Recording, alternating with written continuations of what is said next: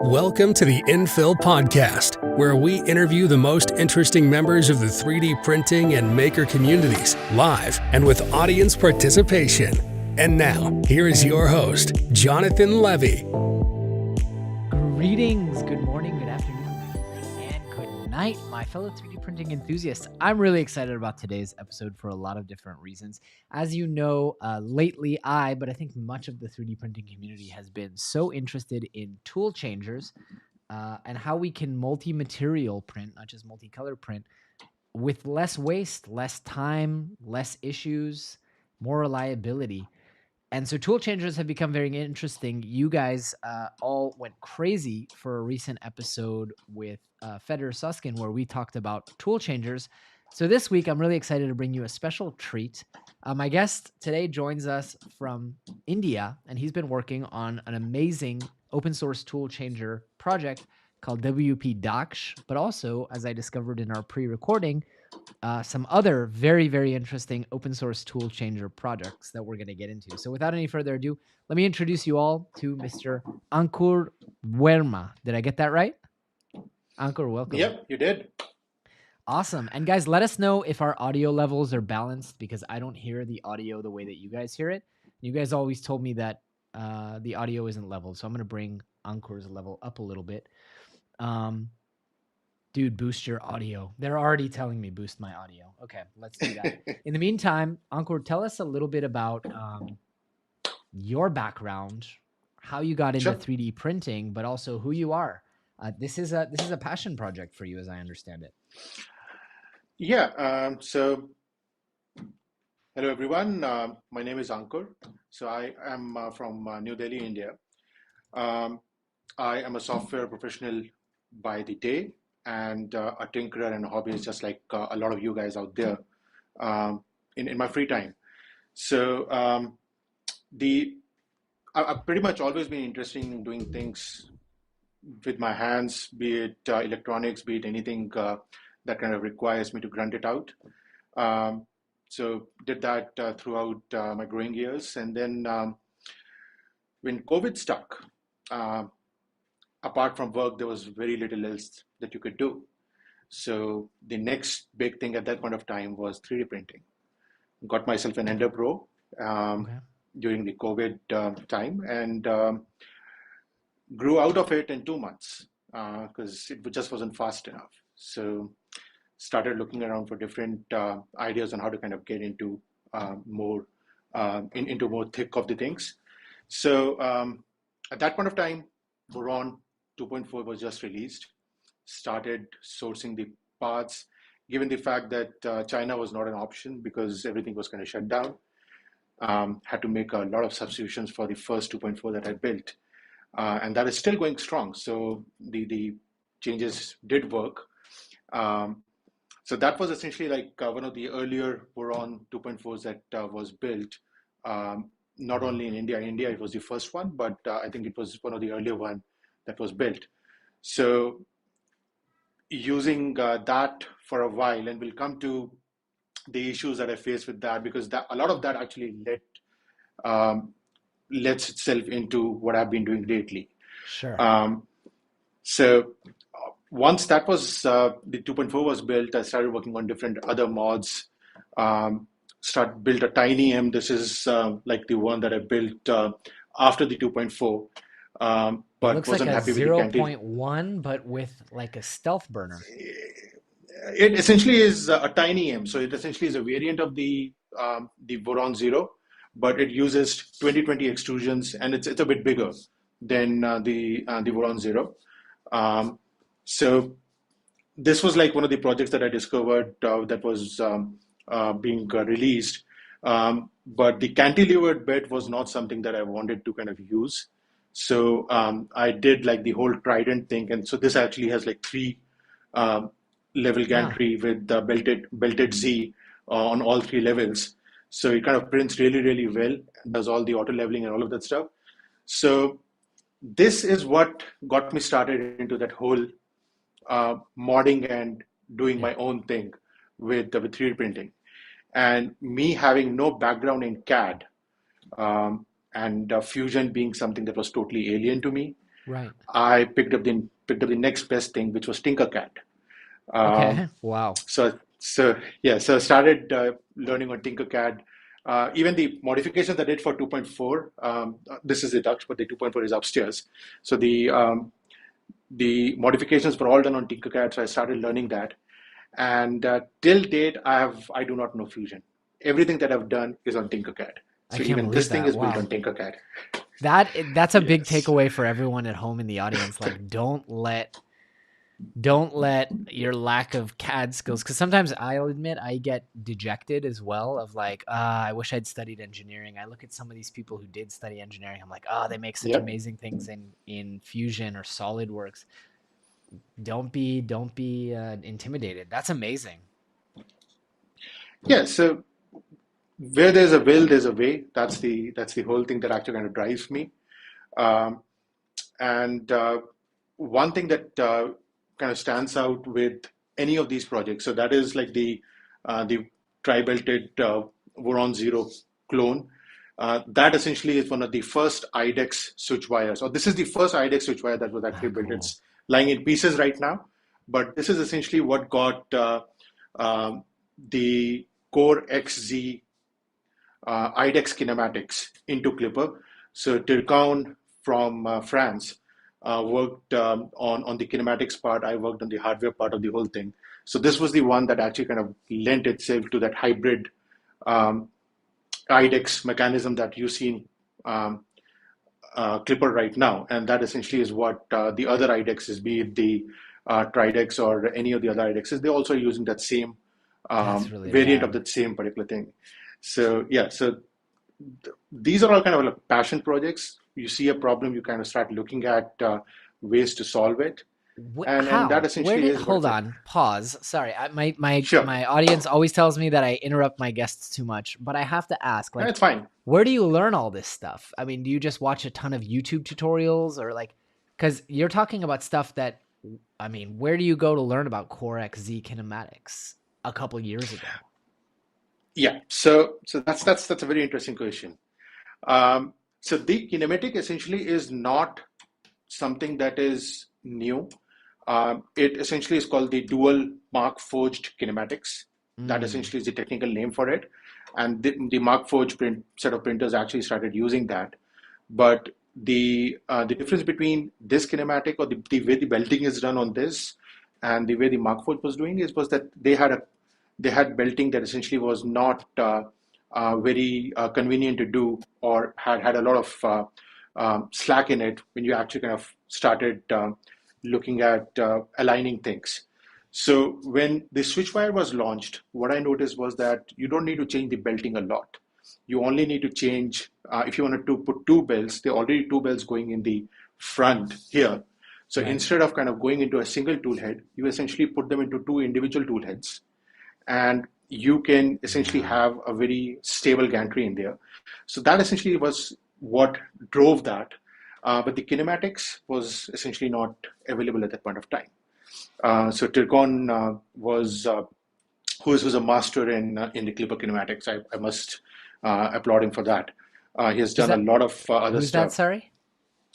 It's his Discord name is Tircon, Tircoun, Okay. Cown. He's like the go-to guy for kinematics in Klipper. Has done a lot of other stuff that is being used by other projects. For example, ERCF, the filament sensor that actually goes into the ERCF, the whole encoder thing. That is what that was done by him as well. Um, so amazing guy. So he did the kinematics for it. We went back and forth over a course of a couple of weeks, and the kinematic was born. And this essentially was the first one that kind of did pretty much everything. It did the IDEX two toolhead printing. It did the duplicate mode. It did the mirror mode. All of that stuff that you expect for IDEX. Cool. It did all of that. So yeah, so that essentially was my first foray into the multi material, or the multi toolhead printing. Before that, I'd kind of put like the two clone um, that clone Chimera, which actually has like two hot ends that sit next to each other in a single tool head. that was there, but that had its own problems. So that led to this. And then this led to the tool changer, which is again something that was just like, how can we take this one further and kind of do a tool changer? So yeah, so that's the journey that I had till thus far, and it's been really, really amazing to kind of do stuff that kind of challenges me. That's the only thing that is driving me. That's really cool. And you just got some high praise from Daniel over at ModBot, who says, "Is that an IDEX Switchwire? As someone who loves that printer, what a beauty." Hey, Daniel, thanks for joining us. That's really cool. I'll admit, as I admitted before we hit record, that I'm woefully ignorant of all the cool stuff that you've been working on. I thought that the WP-DAKSH project was a Voron 2.4 that you added tool changers to. I thought that's what I saw, but I'm now seeing that I was way off. It's its own thing. So the tool changer, the WP-DAKSH, has its own story. So this one essentially is a DAKSH V2, which essentially is one step ahead of the earlier version. So the version that you initially saw was the WP-DAKSH, which essentially had a servo on the carriage, and that whole mechanism was not my idea. That was there was a Discord group at that particular point of time, which was called the Woodpecker Tool Changer. Two guys, the first one who actually did that whole servo thing, which was very, very interesting, because essentially what they were doing was they had a lever that would actually, the servo would rotate a camshaft that would actually pick up the lever. The lever would essentially open up a slot in the back, which is where the tool was actually packed. And then when you rotated the servo the other way, because of springs, the tool got locked. So that was the way it was working. And that was done by the Discord name was Zib, Z-I-I-B. You can look at his videos on YouTube as well. And then the other guy who actually took it forward was his Discord name, funnily enough, was Mr. Bean in there. So those two guys actually did the first version of the Woodpecker Tool Changer, which essentially was based on a trident. So even this is based on a trident. Even now, this essentially is a trident. Looks nothing like a trident, but this essentially is a trident. So I took that project, or I took those things, modified that in Tinkercad, and built the first version of WP-DAKSH. So that's what WP stands for, Woodpecker. And then DAKSH essentially, for a lot of those who are wondering why is it called DAKSH, DAKSH in my native language, Hindi, essentially means skillful. So that essentially is what DAKSH essentially means. So that is, I thought that was an apt name for something that could actually go in and pick up tools on command and do that, and still produce a good print. So I called it DAKSH. So that's what WP-DAKSH stood for. Got it. So that was the version 1 of the tool changer that I built. So that essentially had the carriage was had a servo in there, and that you could actually there was a cooling fan on the carriage as well. So the carriage itself was not dumb. It essentially had a lot of wires coming into it, and managing a lot of that essentially became an issue. So that was the first variant. It produced really good results because I could actually get some prints like, so this essentially was done on V1, and it actually kind of came out really, really well. I did a lot of other prints as well. For example, this SpongeBob, I must not drop it, but so this was essentially also done on bring it close so we can see. Wow, that's clean. Yeah. So, but there are issues with this, because you essentially, if you look at the eyes, it's not very clean when you actually have a lighter filament and the darker filament comes in. So that was my first foray into the tool changer. I learned a lot from it. The tool changer essentially, if you look at it, is 3 different components coming together. One is the mechanics of it, as to how to dock the tool and load the tool back. The second one essentially is how to ensure repeatability of the nozzle that actually lands at that same point in space every time. Right. And the third one essentially is the print quality. And the print quality, it's its own game. There's so much to actually do there to make it clean without having to do a purged over or a wiped over. Right. And that is what my aim has been, that anything that you essentially do on a tool changer, apart 90% of the time, you should not have to use anything that essentially wastes filament. So that has been the driving force, and we can actually discuss the third part in detail a bit later on, because that essentially has a lot of caveats to it and a lot of things that I can actually kind of point out. So that was the V1 that actually came in. Then when we actually started when Prusa XL came out, I think it was like 2.5 years back, or maybe a bit somewhere around there. The first thing that caught my attention was the fact that there were no wires on the carriage. It was completely mechanical. Yeah. Why that actually caught my attention was that I had a lot of servos burn out on the V1 because of different things that were happening. The servo would actually get stuck, and then it would kind of try to rotate itself. It would kind of burn out. I must have burnt out like 7 or 8 servos during the development of that particular project. So that was the driving force to kind of move away from that particular mechanism and go into a completely mechanical system. But there was no information available on Prusa XL apart from videos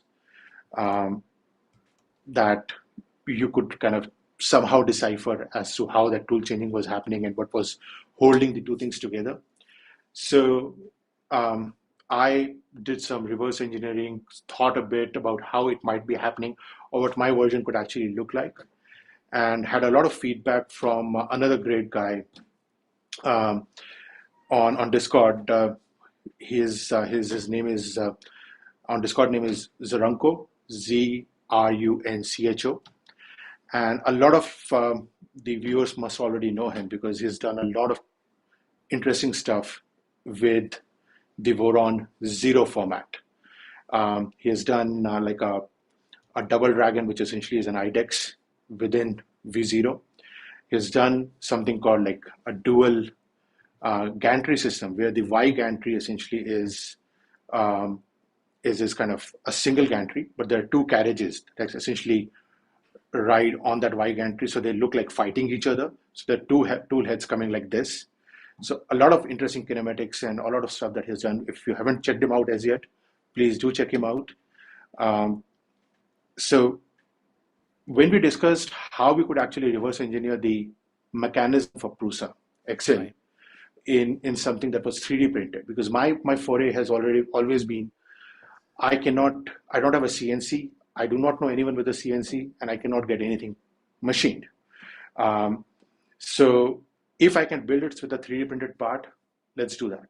So this whole mechanism right now is inspired by Prusa XL, but it is not an exact copy in terms of how they might actually be doing it. I don't have a Prusa XL. I don't think I will be able to get my hands on a Prusa XL to actually see what is happening. But if you look at this mechanism, it essentially is inspired by the Prusa XL. Yeah. So this is like a dumb carriage that just kind of goes in there, and there are two slots in the back, two sliders that essentially lock the whole thing out. Did the lights in the entire thing change when you mounted the tool?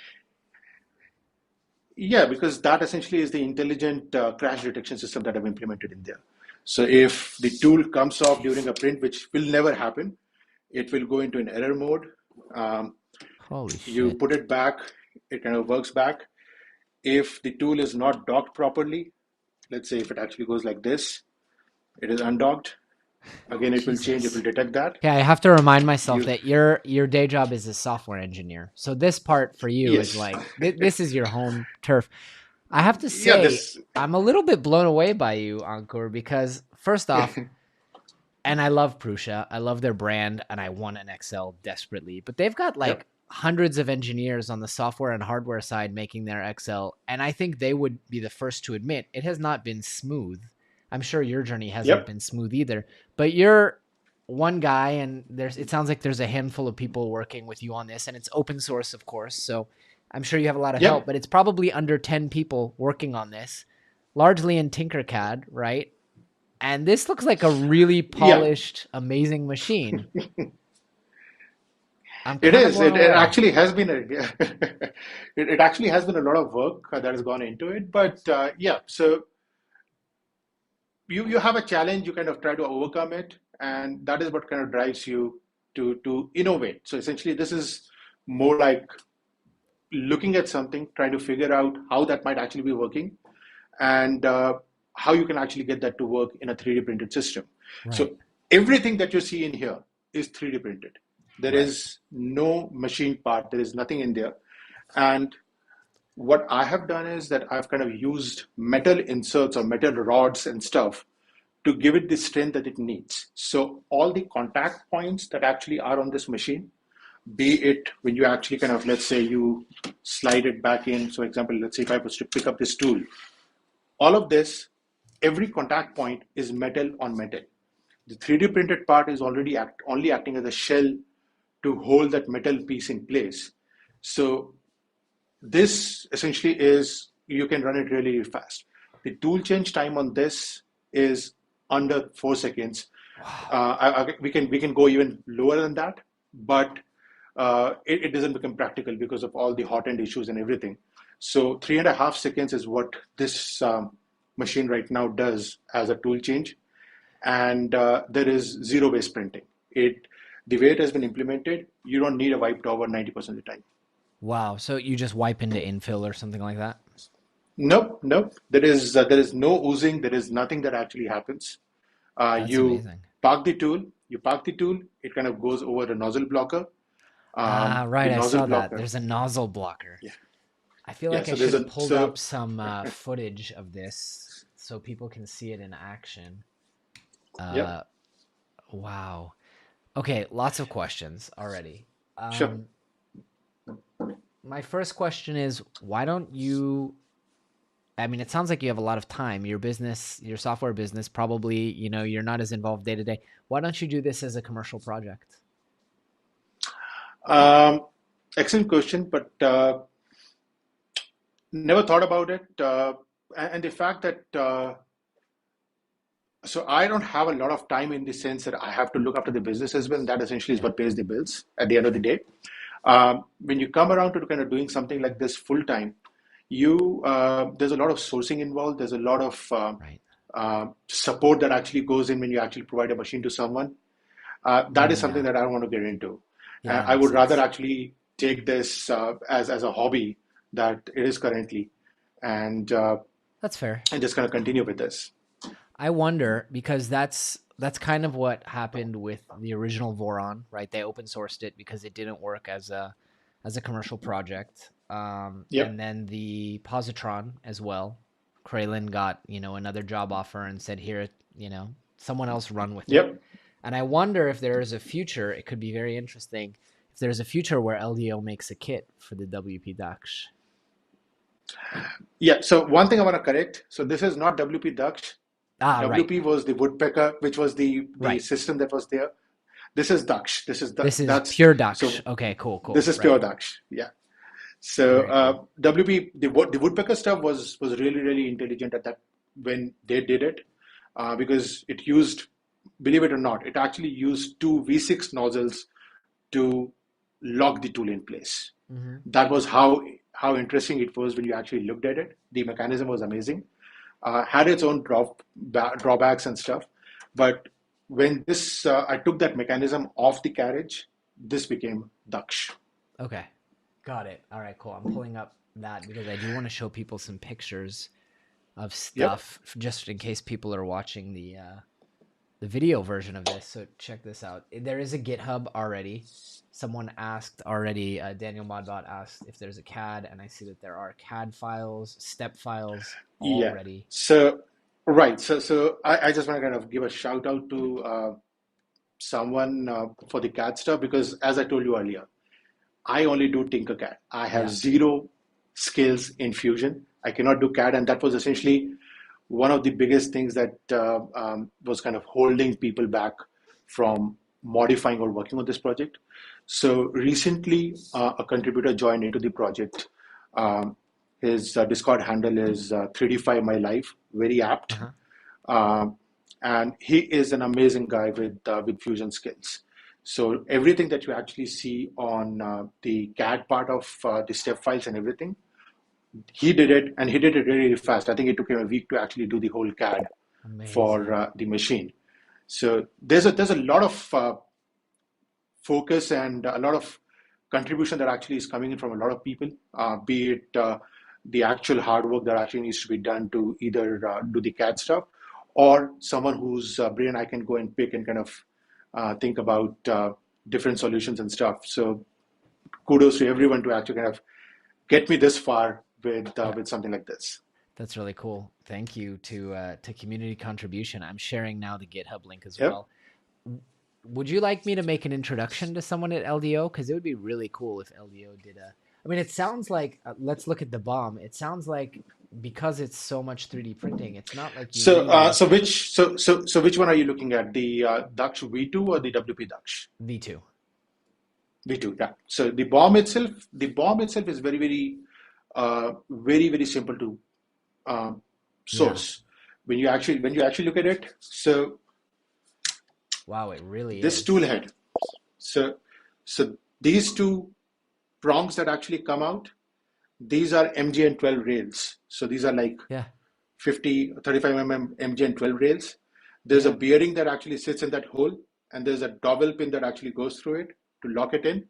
These are M5 Acorn nuts. Everything that you actually see here is off the shelf. There is nothing that actually has to be machined, or there's nothing that essentially needs to be made in a way that you get kind of stumped by it when you're actually building something like this. What about the servos, motion system? Are you just using the existing motion system from the Trident, or? Yeah, so essentially the motion system is so this essentially is like the proper Trident system. There are a few changes to it. Instead of the lead screws, this is belted, and it's quad belted. So I had to reboot it to kind of get this off. Just give me a second here. I'll just shut off the motors on this. No problem. Because it automatically kind of loads the tool and is ready to print. So just shut the motors off. Yeah, so this essentially the XY and everything, pretty much everything is the motion system essentially is the same as Trident. But the Z essentially is belted, so it's quad belted to give me the space that I needed in the back to park the tools. Otherwise, with a Trident, you have a lead screw sticking up in the middle of the back that would stop you from putting 5 tools onto the whole thing. Same goes for the AB mounts, motor mounts as well. So these have also been modified to kind of give me as much space as I could, because each tool in here essentially takes about 75 mm end to end to have that motion be available. So the tool itself is about 60 mm in total, and then you essentially need about 15 mm of motion to move it to lock and then back to unlock. Works exactly like Prusa Excel, and it is super reliable. So I did a print to verify the whole motion system and everything, which had about 2,500 tool changes in a print across all 5 colors, and took about 23 hours to print. Wow. And not a single failure either on the motion system, the locking system, unlocking, everything. And it was done without a wipe drawer. So this is the print I'm talking about. Remarkable. So let me ask this. This is pretty amazing, because really, and I want to, for people who aren't watching this live in the chat, it's important to emphasize, basically you start with a Trident, a Voron Trident. Yep. And then, and in case you're not seeing, because I showed it on the screen, it's like 1,100 rupees worth. I don't know what that is in dollars, but it's like nothing. It's like a few nuts, screws, magnets, a couple steel rods, a couple silicone nozzle cleaners. So there are right. So there are four tabs on the bomb. The Oh, first one okay, would be a that's what I'm dock. missing. All right, hold on. Yeah. Let's pull it up. So 1100 rupees is about $12 or $13 in total. That's for that's for a single dock. For the That's tool head, I think it's single. Okay. yeah, that's for a single dock. The tool head essentially is again the biggest cost on the tool head is the extruder and the hot end. Everything else is Okay. All right. is I was gonna is say super this cheap. is mind blowing. Okay, here we go. Here are the MGM rails. Yeah, all right. I Yep. was looking at. I was like 1,100 rupees. That's insane. Sorry, it was cut off on my screen by my preview window. Okay, Yeah. here we go. Yeah. PTFA tubing. So okay, there's a lot. There's a lot of parts, but it's all, as you said, off the shelf. There is. I was wondering why there's no NEMA motor. Then Yeah. you need the hot ends, which I guess you could adapt to any hot ends. So okay, in You US could. dollars, So what are we looking at to build a 5-head version, assuming you have a trident already? so assuming you have a trident, I think it's for each tool head plus dock and everything else that is involved in there. You essentially are looking at, depending on the hot end that you choose, and if you want to go with real gears or original gears or clone gears, whatever your fancy is, you're essentially looking at the cheapest one. The cheapest would be about maybe about $120, $125 for Per tool head. one tool head, per tool head, Nothing. to put in there. And this one, the tool head itself essentially has Voron tab built into it. So it does nozzle probing. So it is not the standard CN, the linear rail Voron tab, but it essentially is built into using spacers and dowel pins that move the tool up and down. So all of that essentially is there. And if you actually look at the whole bomb as well, when you're actually looking at it, you'll see everything that you actually have in there is pretty much something that you've used to build something like a trident. Right. It is everything is off the shelf. There's you might have to cut a couple of rails to the size for the smaller MGN12 rails out here. That is the only cutting that you need to do from the aspect of using power tools. Messaging everything Jason is. at LDO Motors literally right now. They're saying, you guys have to make a kit of this and sell it with the trident as an add-on option. Yeah, so we should talk about something else as well, because Yeah, tell me. as I told you about before we actually started the interview, that the next phase of what we're looking at. For example, this machine essentially is like a prototype machine, so I can do anything that I want onto it, Right. And this would not actually kind of be something that I will miss if it actually breaks. But let's say if I wanted to add a tool changer to my 2.4, there are options out there. So a huge shout out to the tap changer and stealth changer guys. They have an amazing tool changer system that is kind of this. You don't need to modify a lot of things in the 2.4. Right. But the only caveat there is that it has to move in Z to get to the tool, and then it uses bearings and bushings along to kind of lock the tool in place. So that whole motion essentially is again slow. So the tool change time on that is the minimum tool change time that I've seen on that is about 8 to 9 seconds with 48-volt motors in Z, and it going like shee like this. Yeah. So which essentially is like it gives you a heart attack every time it actually kind of goes up there. It's not mounted to the flying gantry. It's mounted to the top of the printer. No. Right. Yeah, it's just that's troublesome. So it's mounted at the top, and then you essentially have to kind of go up and then go pick up the tool, park it, go there. The time itself is manageable. For a hobbyist, if it takes 3 hours extra, 4 hours extra on a print, that's not a big deal. Yeah. The bigger thing that actually that time brings in is after you picked up the hot end the time it takes for it to actually travel back, the hot end is oozing, it is leaking, and there is no way for you to kind of have a clean print without using a wipe towel with something like that. Right. So the tab changer original was done by a amazing guy called Vistors.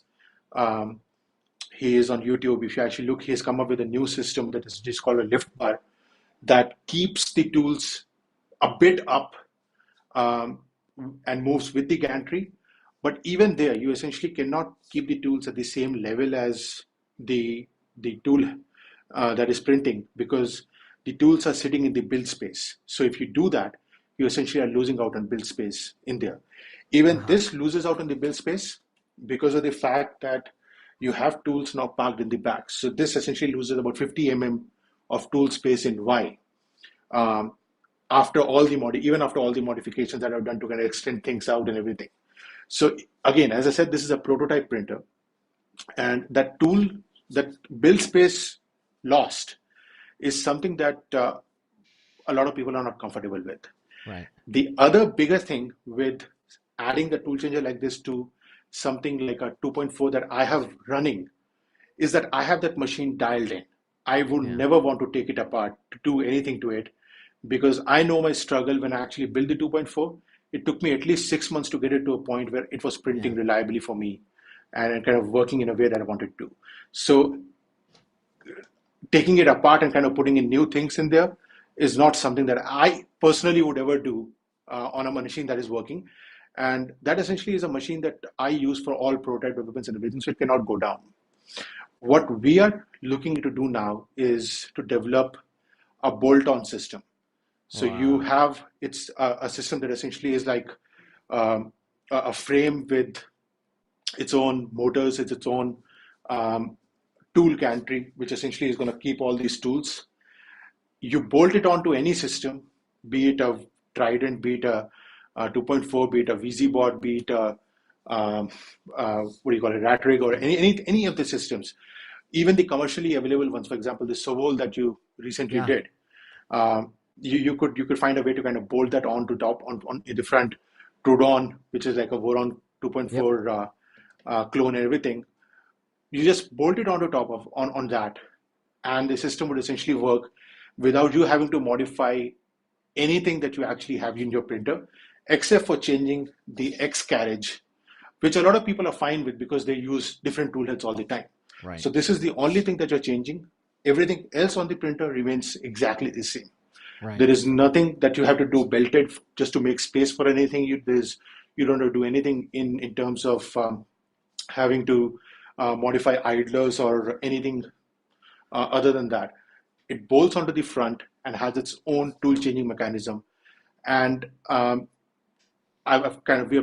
working on a prototype right now, and in the initial results, the tool change time on that is going to be pretty much like at the most a second slower than what it is right now on this. So it might actually go to 4.5 seconds. That's cool. Because of all the movement that has to happen, but it's still going to be faster than a lot of the other solutions. Compare it to like Bamboo Lab X1 Carbon is 2.5 minutes. Yeah, it's a game changer. And, I do have to take a quick pause real quick though, Ankur, because we have to thank our sponsor. You mentioned not having access to a CNC and not being able to CNC parts. I also don't have access to a CNC, but fortunately I have access to today's sponsor, which is PCBWay, and they have CNCs. In fact, they recently saved my butt big time. Didn't save me from myself damaging the project, but I recently ordered some CNC'd parts out of milled steel from PCBWay, which was really, really cool. They do everything though. They do PCBs. If you wanted to do tool head boards in your tool changer, they can make them for you. CNC machining, aluminum, metal, sheet metal. In fact, here's a cool one. I recently ordered some metal 3D printed stuff. This is going to show on a YouTube short, but check this out.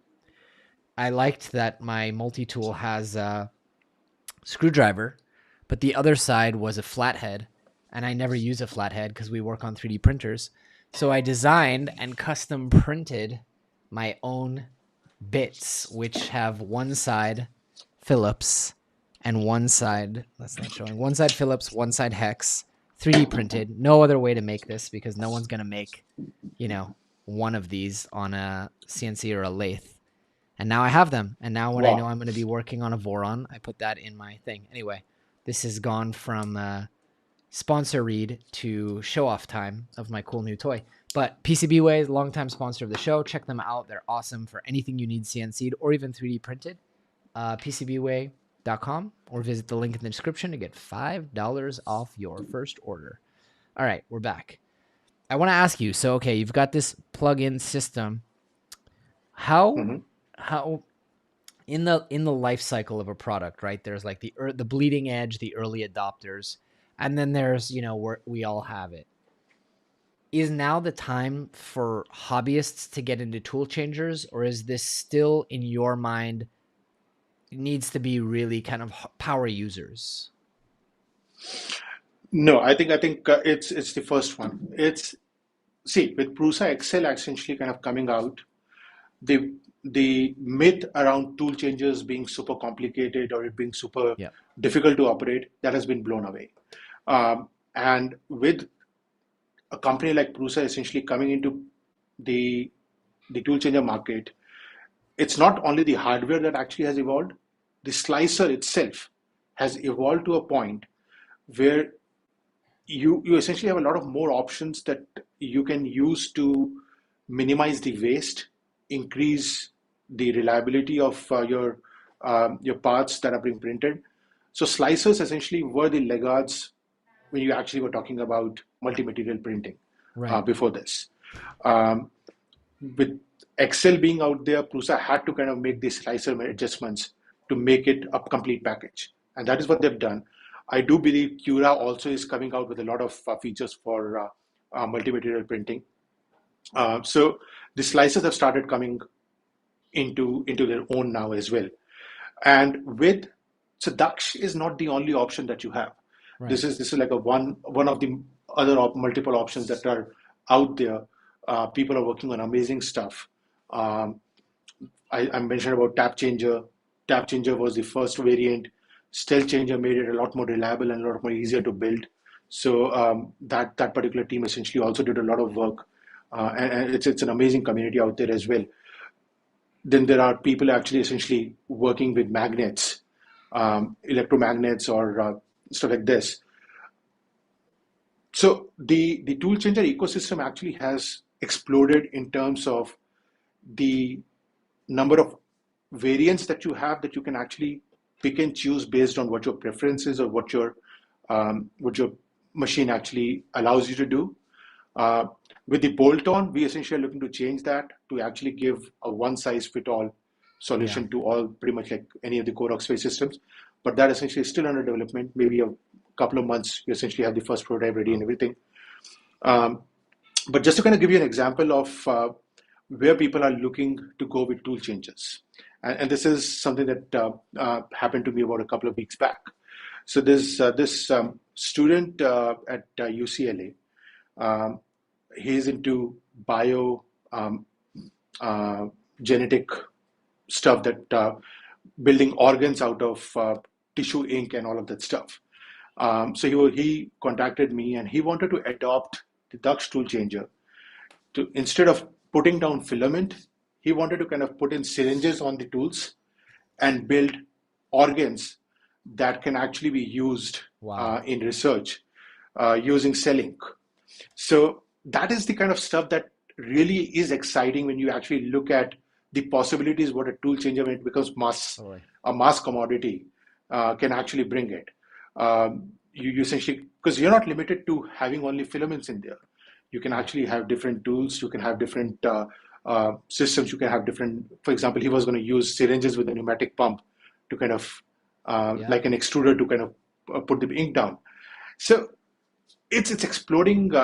It's in the infancy in terms of how people want to approach this particular stream in 3D printing. But I do believe that this is the time for anyone to actually get into it. It's not expensive. It is not something that is super complicated. And it almost seems to me, I mean, I've been working on calibrating my ERCF, and then V2 came out, so I stopped. But it almost seems to me like it might even be simpler mechanically and in terms of tuning than an ERCF. Exactly. So, so I've not built an ERCF, so I do not know the mechanics in terms of how the tuning and all that happens.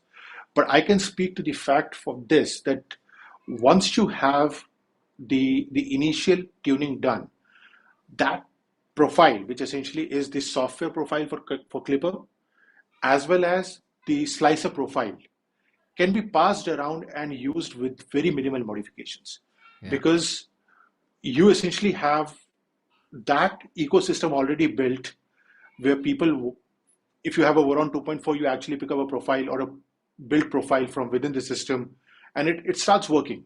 With an ERCF, the biggest issue that I've seen is tip tuning.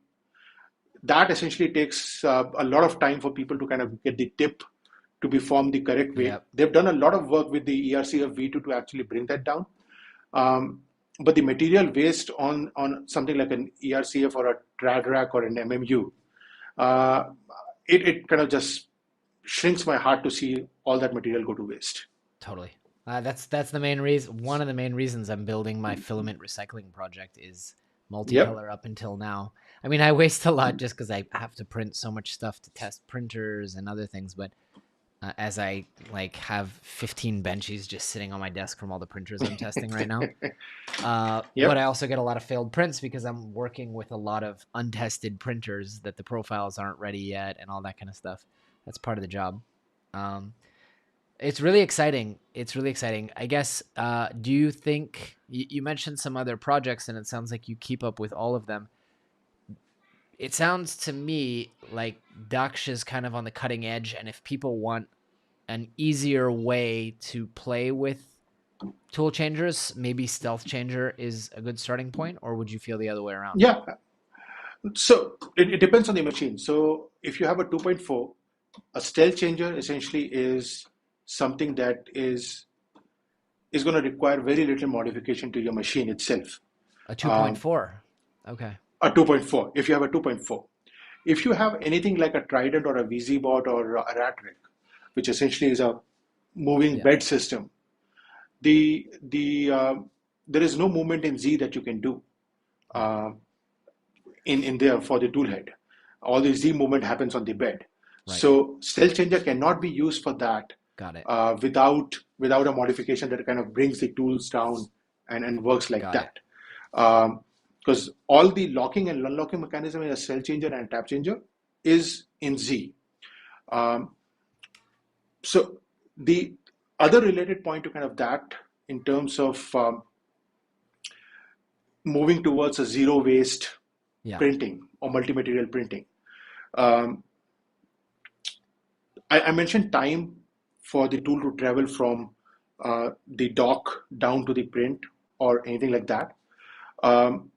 A lot of the other stuff that essentially has to be looked into to get to a zero waste printing is also the fact that you essentially have to manage the tool head itself as to where, after picking up the tool, when it comes back, where does it start printing? So normally if you have a wipe tower, it will go to the wipe tower, all the zits and everything will actually go in there. And you will actually have a clean tool to print with. With the zero waste printing, you essentially do not have that. So I have a script that essentially it's a post processor for a slicer. Got it. that looks ahead as to where the tool that I'm currently picking up is going to print next. Where is the first point where it will actually lay down the plastic? And I've made the whole system in here to actually kind of guide that tool after the tool change onto that point. So it does not go to default point and then comes in here. It predicts where it has to go and goes there and starts printing there. So that is why you do not see any filament that essentially is cross-contaminating.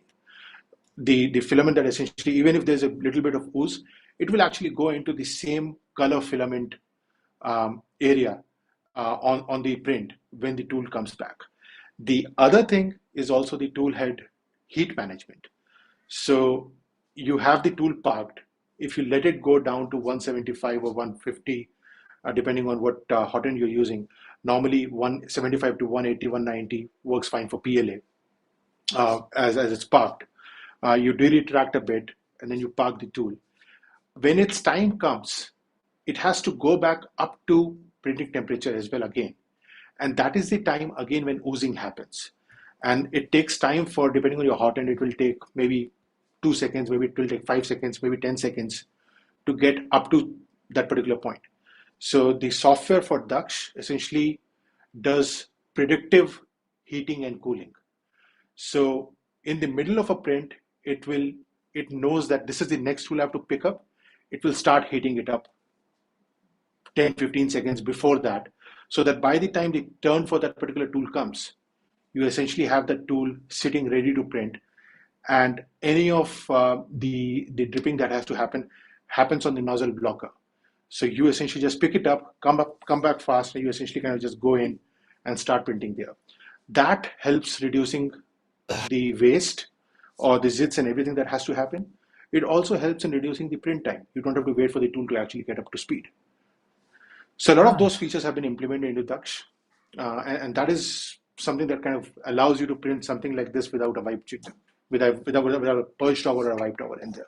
So Hyper Makes wants to know, he seems to think, sorry to interrupt you, he seems to think that that means that you could use any slicer you want and just post-process the G code. Depends on, it's a Python script, so you could post-process the G code, whichever you want. But a lot of the things that essentially Prusa Slicer allows you to do with the advent of Excel is being used by that script. It uses some of the comments that Prusa Slicer actually puts out to figure out where it's going to go next, as well as for the predictive heating and cooling. A lot of that essentially is based on the G code that Prusa Slicer spits out. So if it's a different slicer, you'll have to modify the script to do that. I wonder how far we are from Orca Slicer pulling in all the Prusa Slicer Tool Changer stuff, because I'm very loyal at this point to Orca. Yep. No, I use Orca on the 2.4, so that it's an amazing slicer. Now, why can't, this may be a stupid question. I admit and I continue to admit that I'm not very good on the software side. I like the hardware side of building printers. But why couldn't you just configure macros and then make the filament change with macros? Like do custom filament change macros in Orca Slicer and then just do tool changes in Orca. You know what I'm saying? Like make it a filament change macro and then just have it be a filament change the way that the AMS does a filament change. You see, you can definitely do that. You can actually do macros in Klipper as well to do a lot of that. So, for example, the base system that this DAKSH is running is a Klipper module called Klipper Tool Changer, done by someone at the I do not know how to pronounce his name. It's type XQ something like that. Okay. That's his GitHub username, but that is the base for the tool changing mechanisms. So a lot of the stuff that essentially you see is all configurable within Klipper itself. You don't even need to have slices to do it. Right. I'm not doing anything in terms of the filament change or any of that in the slicer. Everything is being done in Klipper. Right. The only thing that I'm using the slicer for is the code that it spits out. I post-process that to add the intelligence into it so that it knows this is the next tool we picked up, heat it up. This is the next, I will, for example, another thing that I actually add in there is that, okay, I'm going to use this tool within the next 1 minute. Why should I take it down to 190 and bring it back up? Let it stay at 10 degrees below where it currently is. The oozing is being stopped by the nozzle blocker. So there's no point doing that. So all of that features is being done by the slicer post-processing that I'm doing. And all of that is available on the GitHub. So if someone wants to look at it, they can actually look at that and adapt it to the needs. Very cool. So that's what it is. There's so much cool stuff here. I feel like we could talk for days. Zrancho 3D wants to know how the nozzles are aligned in the first place. Right. So Zoranko is he's the guy I mentioned about with the different kinematics and stuff, that a double dragon and the dueling zeros. So you should. So the nozzle alignment again, that is very interesting. I don't have that part in here, but he's the creator of something called Nudge, which is like a probe that allows you to mechanically align X, Y, and Z dimensions in the nozzle automatically. So it kind of just have that tool go to that particular probe. It works very similar to how the Prusa XL essentially does that, using a load cell in the tool head. We don't have a load cell in the tool head. We essentially have that probe that is very, very sensitive and very accurate. I believe the variance in there is even less than 0.1 mm on between the calculations. Yeah. And he's the guy who did that. So cool. He's been an amazing support. So yeah, you guys should check it out. It got released a couple of days back. It's called Nudge. It should be on his GitHub. Man, this is so cool. I totally want to do one of these. And one of the things I love about being a 3D printing content creator is I get to test out all the new machines and new products. It's like one of my favorite parts of the job, obviously. But then one of the downsides is I can't justify spending the time on something if people aren't going to be interested. And my audience, at least, is not interested if it's not practical for them to do it. So like, I couldn't have done Voron content until there were kits that were available, and I could be like, hey, if you want to do this at home, like if you look at my filament shredder series, first video, amazing, blow away success, 110,000, in less than a month. Then by the second one, people realized like, oh, I can't just buy a kit. Like I need to figure out where to source the motor, I need to do this, that, the other. It's not straightforward. Like total bomb of a video. But that's okay. People want to watch content that they can use. So, Yeah, but the other aspect of that also is that the kits will only come in if innovation like this happens. Exactly.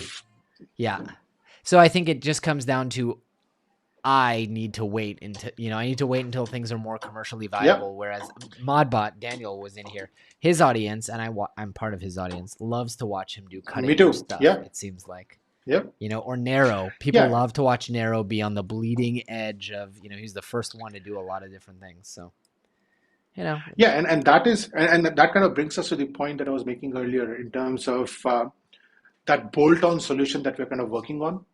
That essentially is like you assemble it outside of the printer, be it a kit, be it a self-sourcing thing, and you attach it onto the printer. So that is not that big a task for anyone to undertake. It is just like doing an ERCF and attaching it back into a Voron 2.4, any of the printers to kind of do multi-material printing. So it's like completely standalone that you put onto a printer or attach onto a printer, and that it gives you the tool changing capability in there. That kind of expands the number of people who can actually get into tool changing. Because building this, I'm the only one who has this right now. I think there are 5 or 10 other people who are actually building this, but it's something that you have to kind of put a lot of effort into, similar to Voron 2.4, any of the other self-sourcing or kit builds that you do. With something like that essentially is like an attachment onto the printer, be it a commercially bought printer that you have, or be it something that you already developed or designed, built yourself, that's a much lower threshold for someone to actually climb onto. Yeah, that sounds much more my speed. And 3DUnplugged My Life says that new bolt-on version will even work with the Trident. Yep, and shout out to him because he's the one who's actually helping me develop it. Amazing. Well, I love the spirit of collaboration that you guys are doing. I think from the outside, this has been an eye-opening episode for me because from the outside, I look at a lot of you guys, like I said, like the Narrows, like the people on the bleeding edge building this stuff.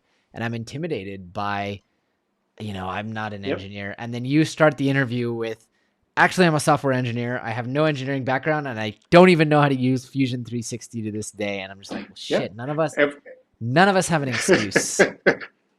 Yeah, everything is Tinkercad. This whole thing is Tinkercad. It's amazing. Ankur, I'm super impressed and I'm super inspired by you. I want to ask before I let you go, how can we support the project? It sounds like you're doing this out of the goodness of your heart. Do you need donations? Does it just help if people contribute to the project? How can we help you support what you're doing? So just adapt the project and kind of go and do one yourself. That is the best support that you can give us. Donations and everything, that is completely secondary. I do not accept personal donations. If someone wants to support us, they can come onto the Discord. It's a lot of discussion that is happening there. Contribute there, boost up the server and stuff like that. No personal donations. Good for you. That's just so go ahead cool. and build it. Yeah. That's really, really cool. Well, guys, make sure to check out the DAKSH project and also all the other amazing projects that were shared today. Thank you for tuning in live. And also thank you, Ankur, for all that you do for the community. This was really fun. Thank you so much. Thank you so much, Jonathan. Amazing talk to you guys. And yeah, I'll see you on the other side. All right. Take care. Okay. Thank you. Take care. Thanks for tuning in to the Infill Podcast. For show notes or links to anything mentioned in today's episode, visit thenextlayer.com. If you enjoyed the episode, please don't forget to leave us a review wherever you're listening, or click the like button to let us know.